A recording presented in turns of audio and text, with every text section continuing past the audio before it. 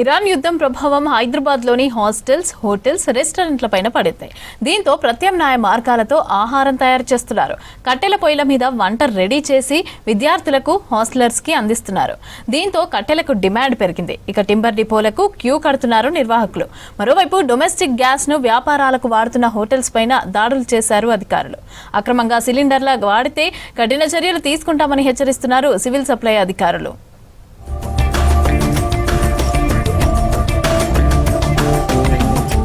హైదరాబాద్ లో గ్యాస్ కొరతతో తీవ్ర ఇబ్బందులు పడుతున్నారు జనాలు. ఎల్పీజీ గ్యాస్ కొరతతో కట్టెలకు డిమాండ్ పెరిగింది. హాస్టల్స్, హోటల్, రెస్టారెంట్ నిర్వాహకులు కట్టెల కోసం టింబర్ డిపోలకు క్యూ కట్టారు. దీంతో కట్టెలకు రేట్లు పెంచారు నిర్వాహకులు. ఓవైపు కమర్షియల్ గ్యాస్ సిలిండర్లు బుక్ అవ్వక ఇబ్బందులు పడుతున్న వారికి ఇప్పుడు పెరిగిన కట్టెల ధరలు భారంగా మారాయి.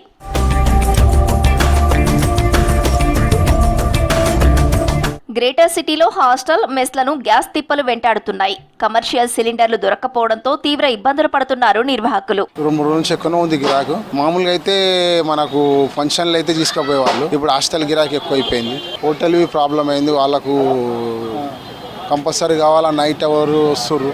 గ్యాస్ తగ్గుతలేదు, వస్తలేదు, ప్రొటెక్షన్ లేదు, వస్తలేదు అని చెప్పేసి మన దగ్గర కట్టెలకు వస్తున్నారు. కట్టెలు తీసుకెళ్తున్నాం. రెస్టారెంట్లు చాలా మంది వస్తున్నారు 4-5 రోజుల నుంచి. అందరికి కావాల్సి ఇస్తాను. ఇంత ముందుగా ఆయన వచ్చి అసలు ఆయన వచ్చి 5 క్వింటాలు తీసుకుపోయిండు. పొద్దుగాల ఆయన 3 గంటల రాత్రి లేపి 3 గంటలు 3 క్వింటాలు తీసుకుపోయిండు. ఎంత ఓట్లలో హాస్టల్లో వచ్చి తీసుకొని పోతారు. ఇప్పట్లో సమస్య పరిష్కారం అయ్యేట్టు కూడా కనిపించడం లేదంటున్నారు. ఇప్పటికే మెయిన్ మెను తగ్గించారు. టిఫిన్స్, కాఫీలు, టీలు, ఎక్స్ట్రా ఫుడ్ బంద్ పెట్టారు హాస్టల్ నిర్వాహకులు.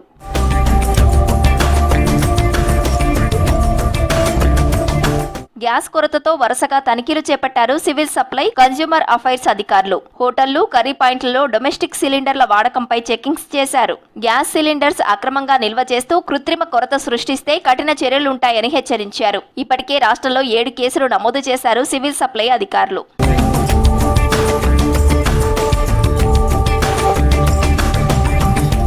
దేశంలో నెలకొన్న వంట గ్యాస్ సమస్య ఉస్మానియా యూనివర్సిటీ హాస్టళ్లపై కూడా పడింది. దీంతో విద్యార్థులకు ఇబ్బందులు లేకుండా ప్రత్యామ్నాయ ఏర్పాట్లు చేశారు అధికారులు. గ్యాస్ కు ప్రత్యామ్నాయంగా కట్టెల పొయ్యిలపై వంటలు చేస్తున్నారు. గ్యాస్ లేకపోయినా మెనూ ప్రకారమే విద్యార్థులకు భోజనం అందిస్తున్నామన్నారు కేర్ టేకర్లు. కొంచెం ఎమర్జెన్సీ చిన్న ఐటమ్స్ గ్యాస్ యూజ్ చేస్తాం. గ్యాస్ షార్టేజ్ ఉందని ఈ మొత్తం పెద్ద ఐటమ్స్ రైసు, కర్రీస్ బట్టి ఈ కట్టెల మీద యూజ్ చేస్తున్నాం.